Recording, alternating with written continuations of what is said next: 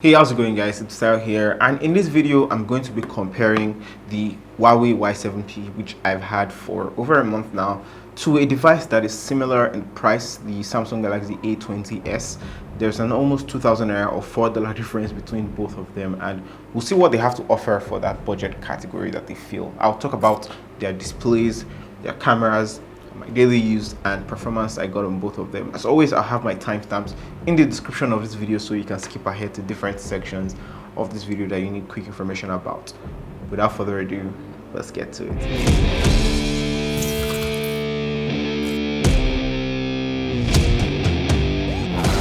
Alright, first things first, for quick similarities and differences, these devices were released about 5 months apart. The Samsung Galaxy A20s were released in October of 2019, which is almost a year to today, and the Y7p is February of 2020.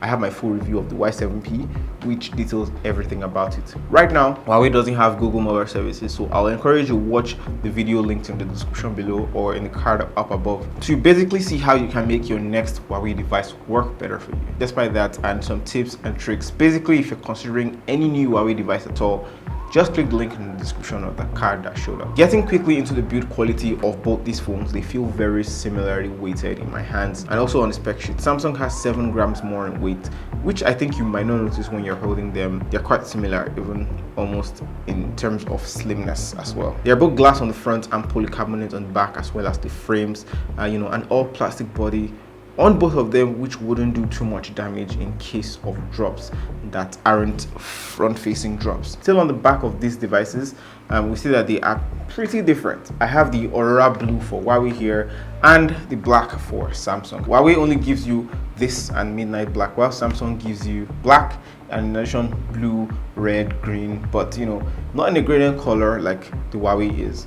Down to even the cameras on these devices, you've got an infinity V notch on the Samsung and a hole punch cutout on the Huawei. Different but similar in terms of having just one front-facing camera, which also happens to be the same in terms of megapixels. They are both 8 megapixel front-facing cameras. On the back, there's a triple camera setup similarly arranged with a single round flash there below.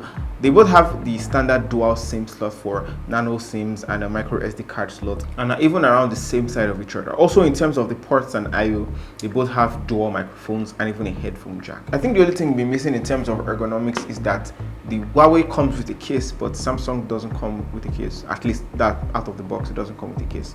When you get to the display on both of them, similarly, they are IPS LCD displays with a similar 720 by 1560 resolution and a slightly higher PPI on Huawei at 269 versus 264 on Samsung's A20s. A major difference is in the size of their displays, as the A20s is bigger at 6.5 inches compared to 6.39 inches on the Huawei.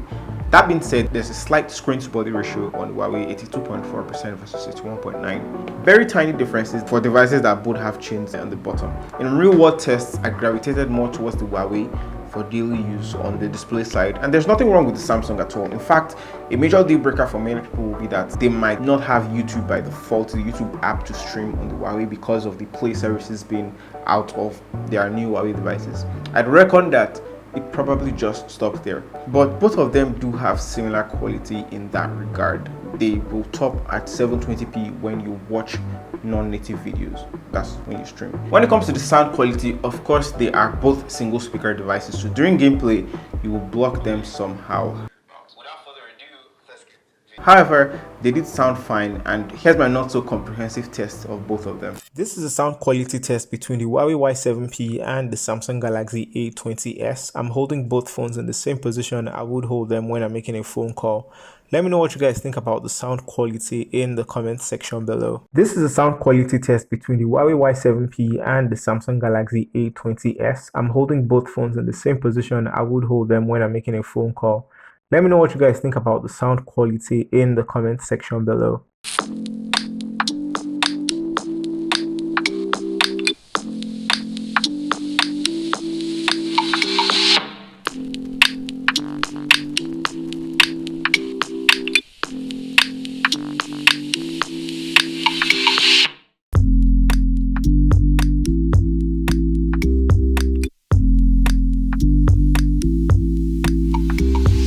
My Microphone quality on the Huawei Y7p was much better than Samsung's A20s, despite both having dual mics. Sound quality was comparable, but Samsung again had some picking issues, while Huawei's Y7p just sounded fine overall, but none of them are stereo speakers, so definitely not my first choice in terms of music out loud, but still, if it's the only option, I think we know our picks here. Getting into software and processing power territory, you've got EMUI 9 on the Huawei with no Google Play services, and again, link in the description if you want a video detailing all you need to know on that. And on the Samsung A20s, similarly, we have Android 9 upgradable to Android 10 with One UI 2.0. Processing power here is somewhat of a major difference. We've got the Kirin 710F, a 12nm processor that came with a cool mid-range device from last year, which I reviewed, the Y9 Prime 2019. Samsung has a familiar Snapdragon 450, which is fitted in their recent M11 that was launched in May of 2020. A 14nm processor, and as you know, the smaller the nanometer, the better it is. So Huawei wins this round. In fact, in my multiple tests that I ran, tasks ran faster on Huawei, 2 to 3 times faster in most cases. This is evidenced by the compute tests in Geekbench, where it shows 321 single and 1340 multi-core score on Huawei, and almost twice as small in numbers for Samsung. Another benchmark for graphics shows this as well, which is comparable, more than double on Huawei versus Samsung again. Storage on both these devices are again very comparable. Huawei Y7p is 4 gigs of RAM and 64 gigs on storage, while A20s is also 4 gigs and 64 gigs. There's a lesser 3 gig and 32 gigabyte version. I found gaming on both devices to be somewhat comparable too. I feel like I'm saying comparable a lot. First off, they are both 720p displays, so you shouldn't expect full HD graphics. All of the games will be set to low or medium. In fact, in Call of Duty it was there. However, it all boils down to lag. Which one of these would have less lag? And of course, Huawei's processor just helps it get better in comparison. But outside of these two, if you want a phone that you might, for dedicated for gaming, you might want to up your budget. Samsung didn't lag as well, and quality was also consistent, so they're both fine. When it comes to battery power, they both have 4000 mAh batteries. On the Huawei, 30 minutes of gaming took down 10 to 12% of power, depending on the game I played. Heavy games like Call of Duty would certainly take huge portions of your battery power. On the A20s, the battery taking was slightly less, but it took down 8 to 11% of battery when you game for 30 minutes. So slight edge to Samsung here. I could hardly tell the difference between both in terms of how long they took to shut down. The Samsung, however, didn't shut down as fast as the Huawei, so in overall terms, they are both 4000 mAh batteries, but Samsung has again a slight edge when it comes to battery. I do have to mention that in terms of charging on both of them, Samsung also has an edge again. For the A20s, you get a 15-watt charger, while on the Huawei you get a 10-watt charger. And again, Huawei's Y7p comes with a regular micro USB 2 port, while Samsung gives you a USB Type-C port, also 2.0. Samsung's port is also capable of reverse charging. As usual, I did my charging tests, and these are the results. In 2 hours, Samsung already got full, while Huawei was at 97%. In another 8 minutes, Huawei got to 100%. Again, slight difference.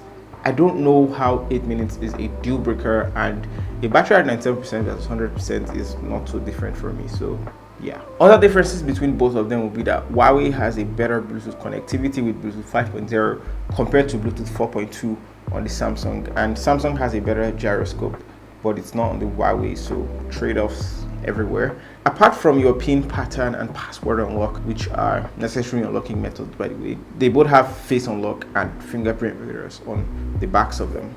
None of them are really faster in my eyes, but they both felt easy to use. That's for the face unlock, and I had no complaints in that regard. However, in terms of the fingerprint reader, Huawei came out ahead in most cases, and in these times of face masks, fingerprint readers are much better in my opinion. This is definitely a better choice.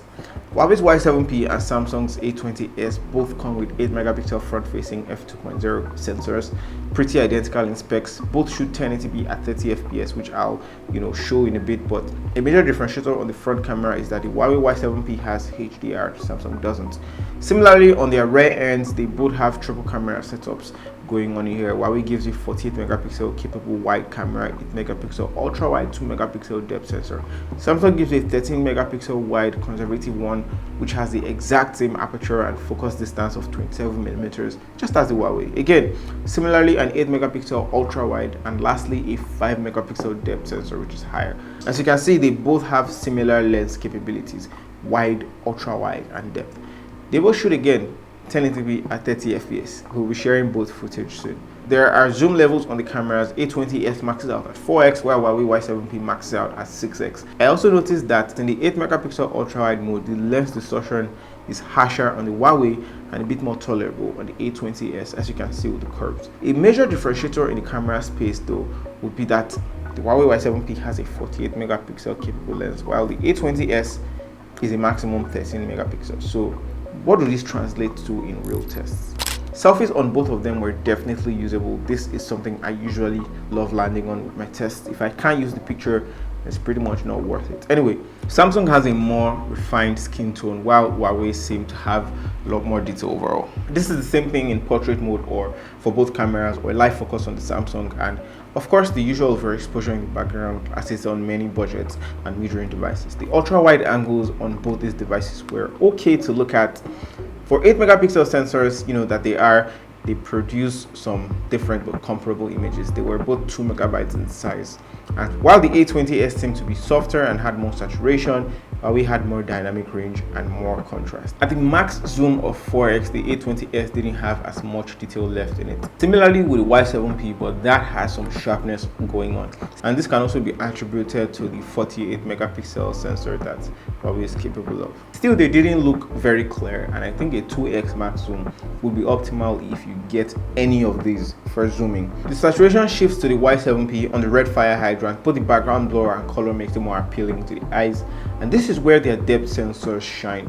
This is not 100% conclusive when you look at the sky, because even then you see major differences from the main wide lens, when the HDR is on, and ultra wide angle. And the main wide lens on the Huawei again is a 48 megapixel sensor. In both cases, Huawei comes out sharper and more saturated and has more push in the greens, blues, and reds, while Samsung seems to be a bit warmer and softer, but both of them are still usable images. Let me know which one you preferred or which one you think bested this round in the comments below. If you look at macro too, they both lift their weight, at least in good lighting. While they both have sharp sensors, they also both have very hazy edges which look a bit distorted or have some sort of motion blur or motion effect.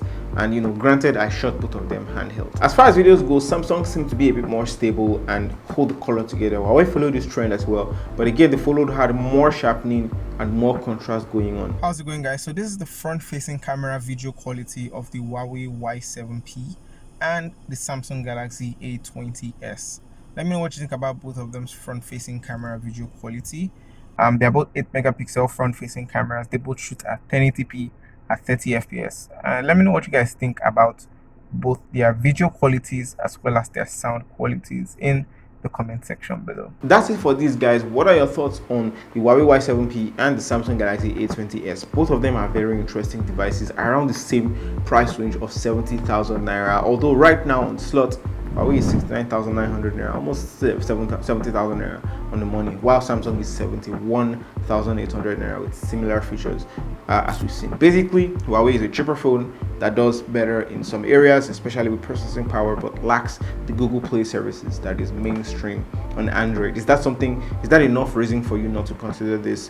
Do let me know your thoughts in the comment section down below. Which would you have gone for, or which one have you gone for?